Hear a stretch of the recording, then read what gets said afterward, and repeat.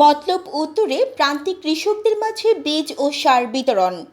চাঁদপুরের মতলব উত্তর উপজেলায় 2024-25 অর্থবছরে খরিফ 2 মৌসুমে সাম্প্রতিক বন্যা, অতিবৃষ্টি ও পাহাড়ি ঢলে ক্ষতিগ্রস্ত ক্ষুদ্র ও প্রান্তিক কৃষকদের মাঝে উপজেলা কৃষি সম্প্রসারণ অধিদপ্তরের আয়োজনে বিনামূল্যে বোরো ধানের বীজ, সার ও হাইব্রিড জাতের ধান বীজ বিতরণ কার্যক্রম উদ্বোধন করা হয়েছে।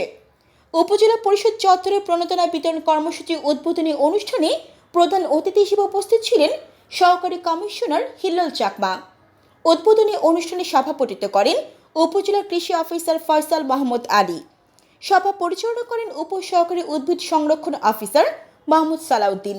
14টি ইউনিয়ন ও এক পৌরসভার 2100 জন কৃষকদের মাঝে 2 কেজি করে বোরো ধানের হাইব্রিড বীজ, 7200 জন কৃষকের মাঝে 5 কেজি করে উচ্চ ধানের ফলনশীল বীজ ও 10 কেজি করে ডিএপি ও 10 কেজি এমওপি সার বিনামূল্যে বিতরণ করা হবে।